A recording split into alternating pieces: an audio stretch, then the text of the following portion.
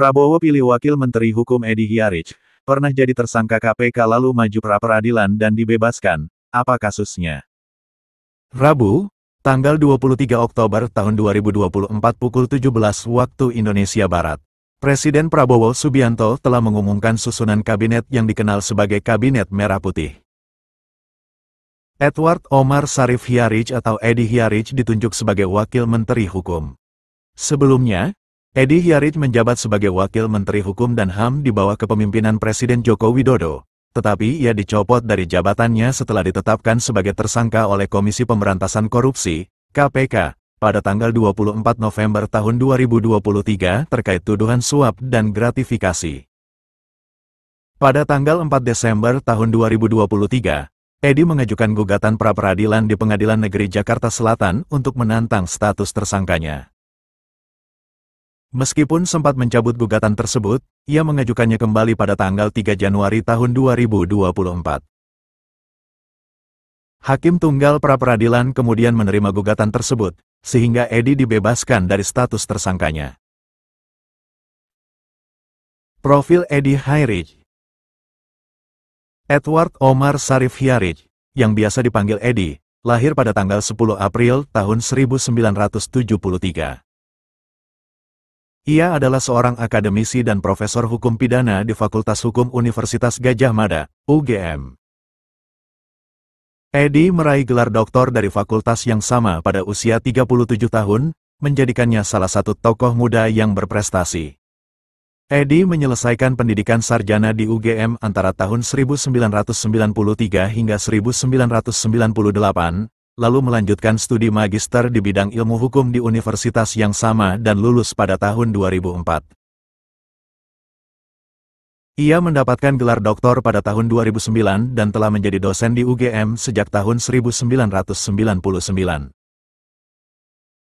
Karir akademik Edi semakin pesat setelah ia menjabat sebagai asisten wakil rektor bidang kemahasiswaan UGM dari tahun 2002 hingga 2007.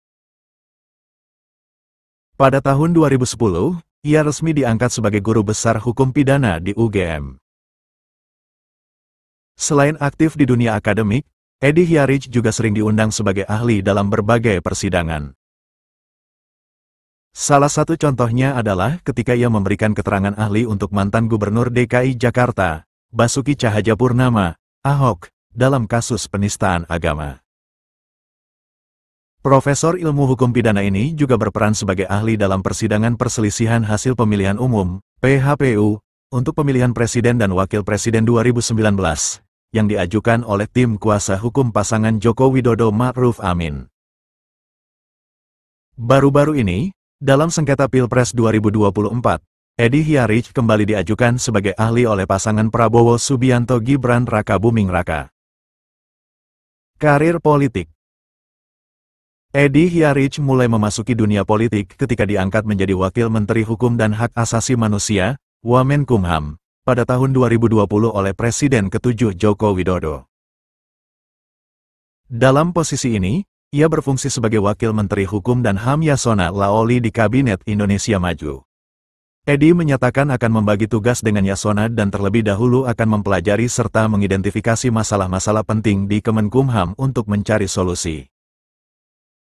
Saya pasti akan berkoordinasi karena sebagai wamen adalah membantu menteri, kata Edi di Istana Negara Jakarta, Rabu, tanggal 23 Desember tahun 2020. Setelah menjabat kurang dari 3 tahun, Edi Hiaric mengundurkan diri sebagai Wamenkumham pada tanggal 4 Desember tahun 2023 karena ditetapkan sebagai tersangka dalam kasus suap dan gratifikasi oleh Komisi Pemberantasan Korupsi, KPK.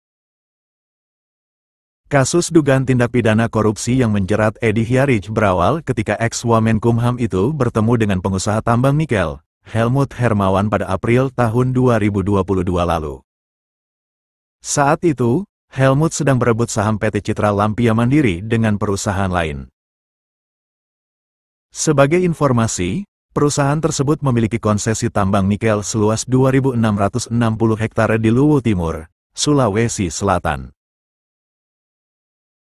Saat itu, Edi Hiaric diduga memperjualbelikan kekuasaannya untuk memihak salah satu kubu yang bersengketa.